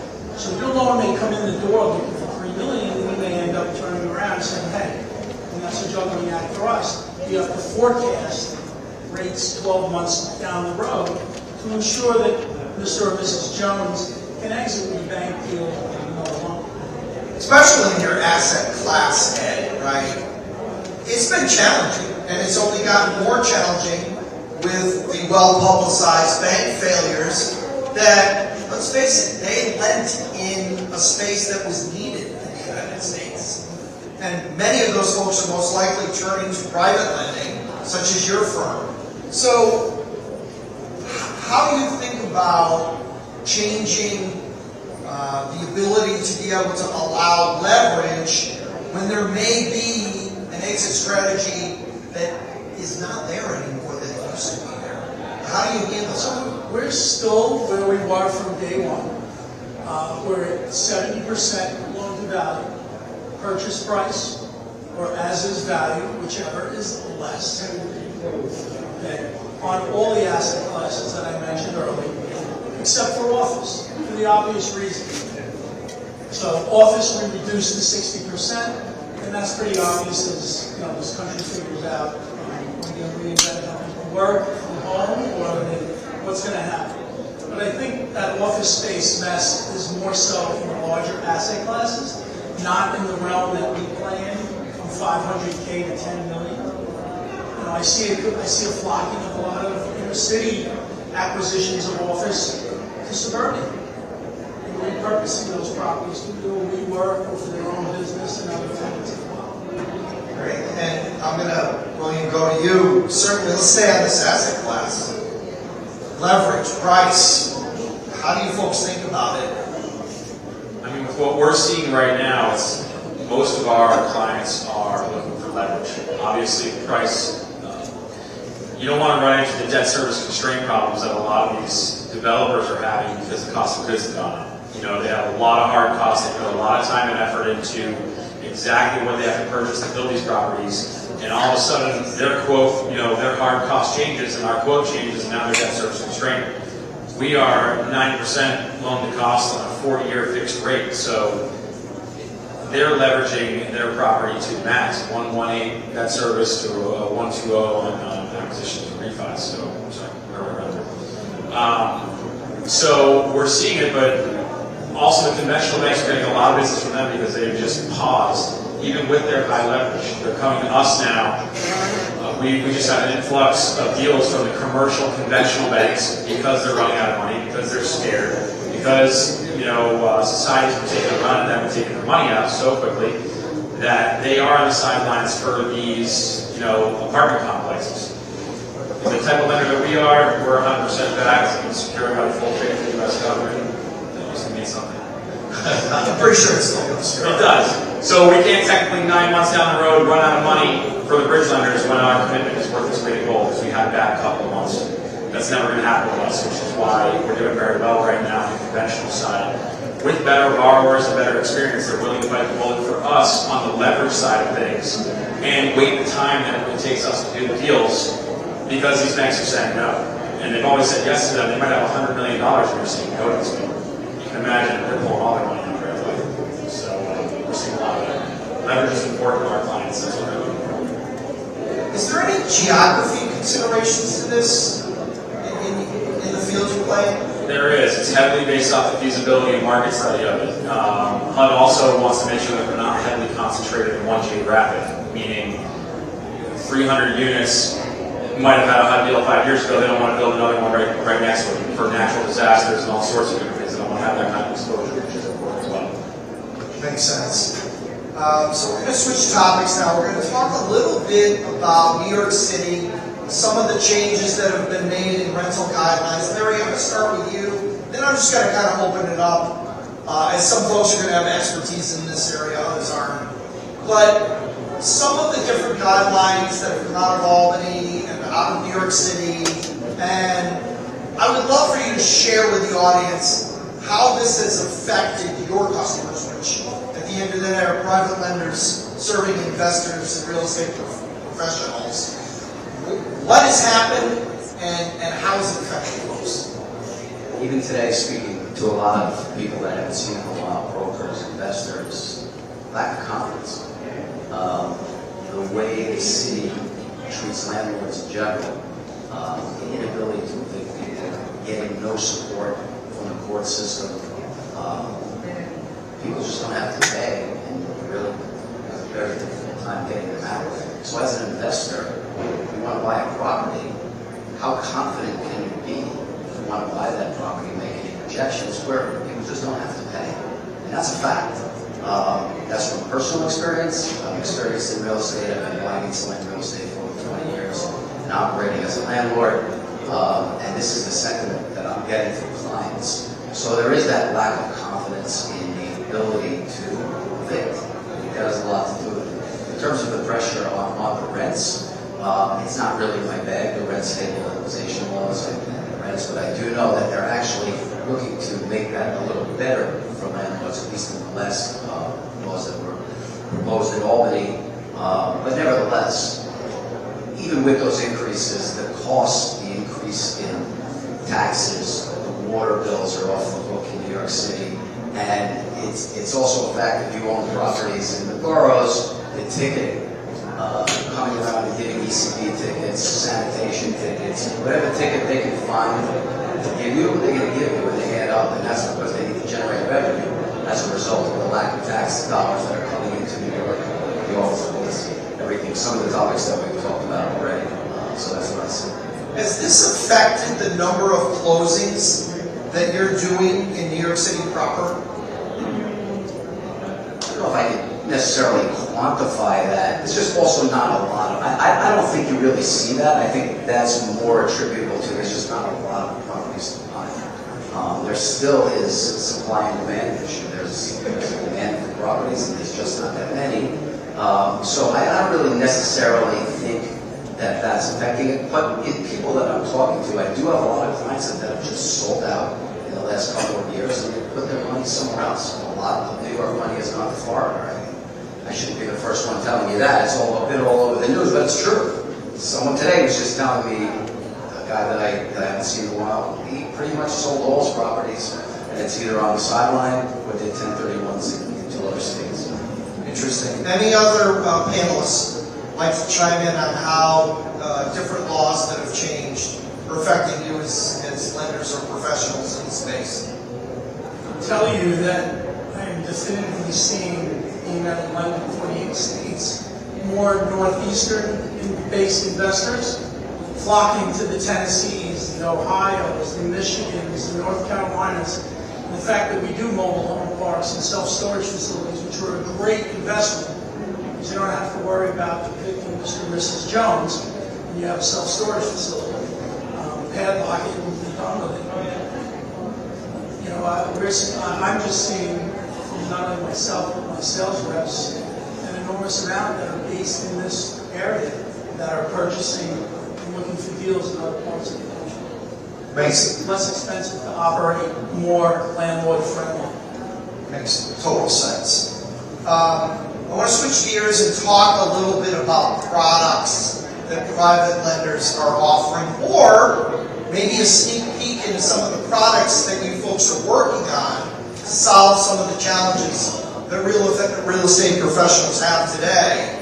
Sam, I'll start with you. Products that maybe you rolled out that are solving, whether it be ground up, multi, just kind of hit on things that are solving some of the new challenges today, and anything you might have coming down the pipe. Yeah, I think probably one of the main ones that bring liquidity to either larger real estate investors or institutional investors was providing a short-term facility to refinance the balloons that are coming due. Typically, if you have someone that has 50 houses and they're refinancing that portfolio, it's usually written on a 5 or 7 or 10-year balloon. Not a lot of confidence in locking in for that term right now. So, bringing in something worth 12 or 24 months, like a bridge type scenario, and then maybe they can reposition their portfolio. Like, do I really want these 40 assets in this geography? Maybe I want to lighten it there, or maybe I want to reinvest into Ohio or Tennessee, or it might be, like you said earlier. But I think providing short-term liquidity for portfolios is probably the thing that we've seen more interest in. Now, unfortunately, short-term rates went up a lot in the last 6 months to 9 months, but still there's that liquidity there that wasn't there before. Right now we're doing the fix and flips and rehab loans, but we're looking at the investors that's been around and has experience. The newbies, it's harder. They don't know what they're doing. A lot of them get upset. They don't realize it's not buying a house and getting approved. Like you said, it's not that easy to evict tenants. It's not easy getting permits in the city. So we're just being more cautious on some of the deals. We're doing 75 to 70% of the value. But we're just looking at it, the experience of the borrower, the location, where it's at, and the tenants, whether we're going to be able to take the tenants or not. Are there any products, any loan products that folks are asking you for that maybe haven't quite come to fruition yet? Whether it be the ability to be able to buy the courthouse now, et cetera, et cetera. Is there anything that you're hearing that investors today are kind of clamoring for that's not quite there yet? I mean, the new construction, everybody for whatever reason wants to be a developer. A lot of guys they did 2 or 3 fix and flips. Now they want to build a brand new house. And I think that's what everybody's been looking for lately. It's hard because it's not going to exist for a while. I've never done it before. It's not going to happen unless you put a big down payment and you put half of the project yourself. Then maybe we look at it. But I think that's the biggest thing that everybody, for a reason, they want to build a house. Sure. William, to you. And certainly in your marketplace, you're seeing larger deals. But what are folks asking for? What do you maybe have coming down the line? We're actually seeing a lot of new construction as well. Almost probably 90% of our new submissions are all new construction, which is never really the case actually. And it's pretty remarkable because you would think, rates are going up, they have gone up even with us, and so the refinance isn't as attractive to them. But we're still seeing some of that, but I would say 90% are all new construction in all the markets in the states that you had mentioned before, Tennessee, Ohio, Texas, Arizona, all the Carolinas and even some down in Georgia. There's a lot. Sometimes it's even so saturated that we can't even look at it. But most importantly, it comes down to the developer. They have had that experience, not just building, but also managing those properties. You may have 30 units, and then you inherit land from grandpa, and you want to, you're zoned for 300. It's not the same animal. You're not going to be approved by us. So we're running into that problem a lot too. I have land that has 0 debt on it. I want to build a permit for 300 units. Unfortunately, you have to hire a HUD-approved management company. There are definitely more hoops with us. And that doesn't go over so well with them because no management company really wants to take on that kind of liability without an equity play as well. So now you're running kinds of developer. It kind of goes to the wayside, which is why we use bridge lenders. Take them out on refi. So. Interesting. So I have to follow up on one of the items that you touched on, which was saturation in the marketplace, which as single-family lenders, which we're one of, and we have a lot of lenders on the panel that focus on single-family, like we can't imagine saturation, right? Like no matter what geography we play in, there's not enough single-family houses. Whereas you're mentioning multi, my guess is Class A, there are some marketplaces reaching saturation. There are, and you also have to pay attention to municipalities and listen to that. We've had a lot of people that go and want to build apartment complexes. Right here in New Haven, actually, Connecticut, there's one. The municipality wants an assisted living facility. They're willing to give 3 elementary schools to the developer for $1. And we do assisted living and nursing homes as well, ground up construction. So we changed everything into that market, and that's a little easier to get a management company in. You have to have experience with that as well. You can imagine the headaches of running one of those with all the Medicare and Medicaid and the elderly and the family fighting and everything that they deal with is insane, which is almost have experienced that. So if you can get over those hurdles and get that done, now the municipality is telling the same developer, we'll let you build 75 units over here on this property because they know they need it in that area. So sometimes when you go to the town or the city and say, hey, I have X, Y, and Z. What would you like? I want to build 100 units here. What does the town need? You'd be amazed because nobody ever asks that question. They go to the town and say, I'm going to build you apartments or I'm going to build you assisted living and nursing homes. It's very rare that we have a developer actually go and sit down with the town council and say, what do you guys need? What do you think you need more of? And you get a lot further and a lot less restrictions when you go down that direction. Interesting. Super great feedback. Thank you. And I'm going to go right back to the same question. What are folks asking for today that maybe is new, and what is maybe coming down the road? So, on the tail end of COVID, the need for working capital, early late last spring, we rolled out a product called Express Bridge. It has nothing to do with the time frame. It still takes the same amount of time, 18 to 21 days. But what it is, and the real niche of the program was, it allowed owner-occupied. So take, for example, think about this for a single tenant, owner-occupied, restaurant, bar, and grill, to go up to 60% loan to value, non-recourse, no credit pull, no financials. So that was something we rolled out. It's been very popular. I'll give you an example of a loan we funded. A modular manufacturing company in South Carolina, light industrial property. Couldn't wait for the SBA. Lots of orders outstanding. Needed working capital. We did a $10 million loan amount. 6.5 of it was cash out. In their hand, not controlled by us. It was about 52 loan to value. No financials, non-recourse. Closed in about 20 days. It was awesome. Broken in a substantial fee on that loan. So you'd be hard pressed, as I tell people, to find a lender that's going to give that kind of working capital, uncontrolled that, number one. Number two, the thought of this is the only tenant. So if he or she goes south, and that's why we hang our hat, we have to hang our hat on evaluations. So we get a lot of requests, obviously, from Herman. It's something that's in the works for us, so we kind of want to make it at some point a one-stop shop for us. We can actually help them with the exit. Perfect. And Robert, I want to go back to you, because you see this on the title side. When different products roll out and different lenders are getting lenders policy, how does that all change, right? From a title perspective, how does that change with different products, things that investors and professionals should think about?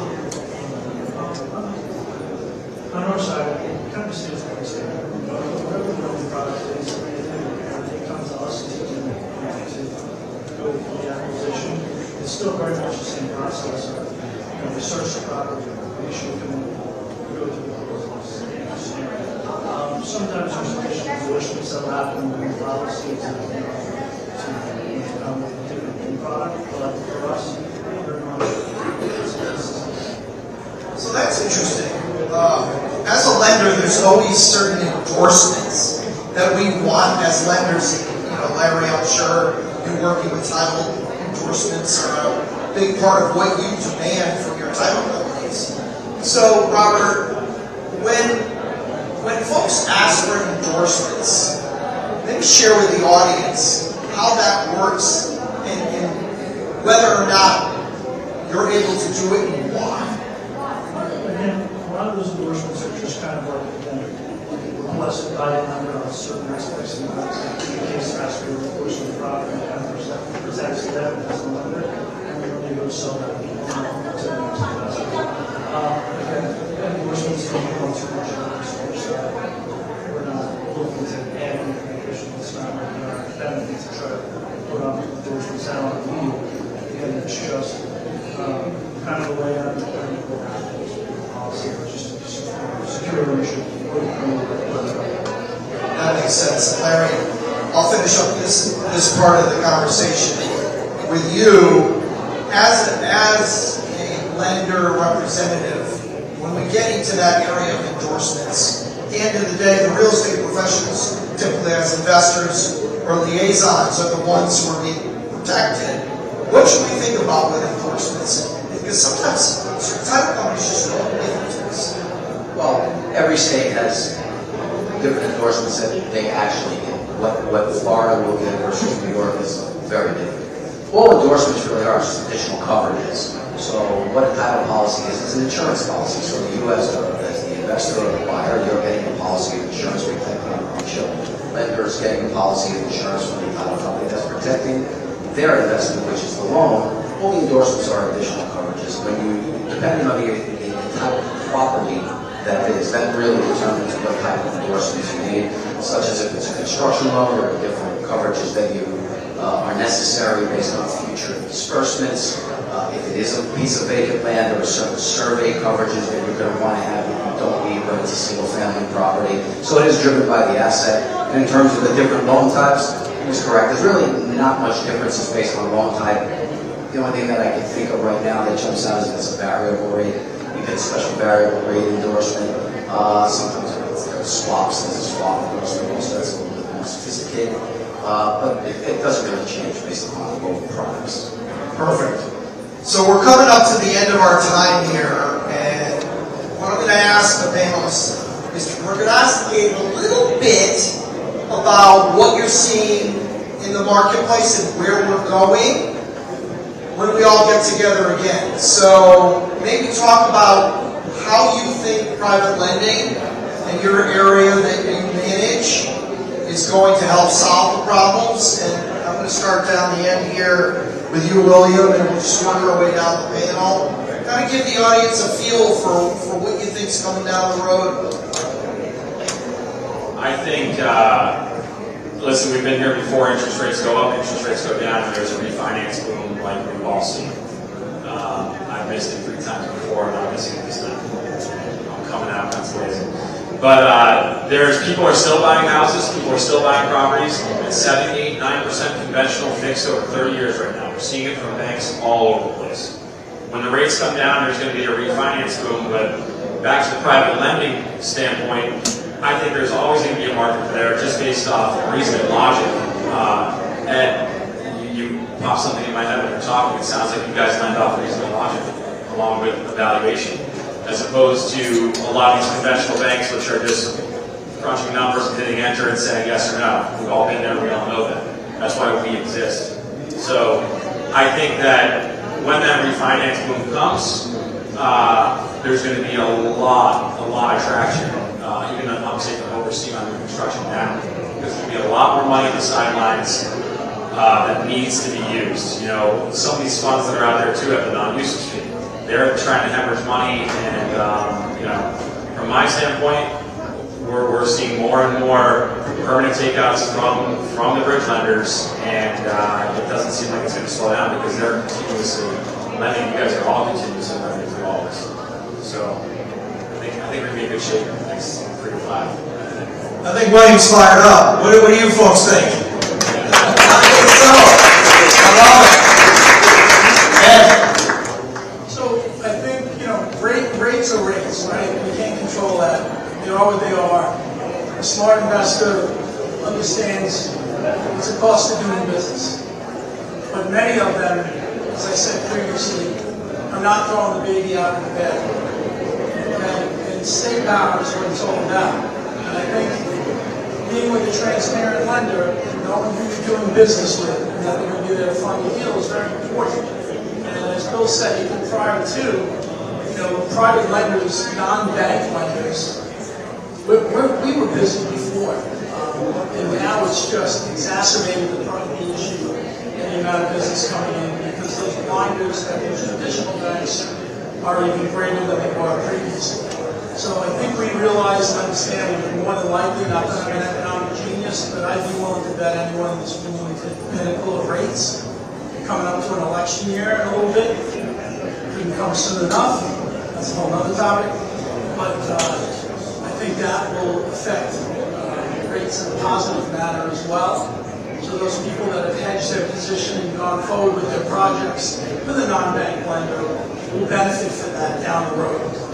Perfect. Robert? Okay, kind of being on the settlement side, also the industrial side,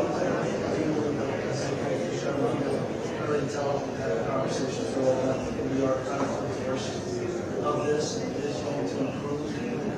I still believe something like that. I was telling you, you really want to provide. So when you're trying to provide whatever project you want to do, it's okay to make some disrespectful offers. Go for it. You never know what these guys are working with. So be aggressive right now. This is what we do.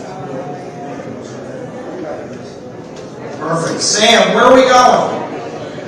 So I think you mentioned the most interesting thing that might happen over the next year when we see each other again. I think it's going to be the transformation of loan balances from bank balance sheets to non-bank balance sheets. And what's that look like? Is it a portfolio on the balance sheet? Is it the securitization market comes back stronger than ever? Time will tell. But I think that's what we're losing in Washington. I can't help but bring that up. Non-bank balance sheets. It's going to be a game changer. It's going to be a game changer. Well said, Sam. Enrique. I've been in this market since the 90s. Then, right now, you just got to be careful what you buy. I think we're going to see a lot of sales, a lot of foreclosures within the next couple of years or within the next 6 months. You're going to see a lot of business. You just have to be careful what you're going to buy and do your homework. And like I said, you want to put up more money because the investor is going to give you a certain amount of money based on whatever they feel it is. Come up with a difference. I think there's going to be a lot of foreclosures. There's going to be a lot of money to be made again in this market. Back in the low rates. Perfect. Larry. Opportunities. I see a market like this, and I see opportunities for investors, I see opportunities for lenders. But patience is very important right now. Everyone has said on this panel, you got to be patient. Don't force the issue, and it's not easy. Build your team. Very important when things may be a little bit slower. Build your team. See what you can improve on. Get with the right lender. Get with the right attorneys. People who understand the business, so that when you need to execute, you can execute. That's the key in dealing with private lenders. And separate the talkers and the brokers from the lenders that can execute. Particularly on the bridge side, on the SFRs, on the single families, the small multi-families. Be with lenders and professionals that can deliver for you when you do get that good deal and you're exhibiting that patience.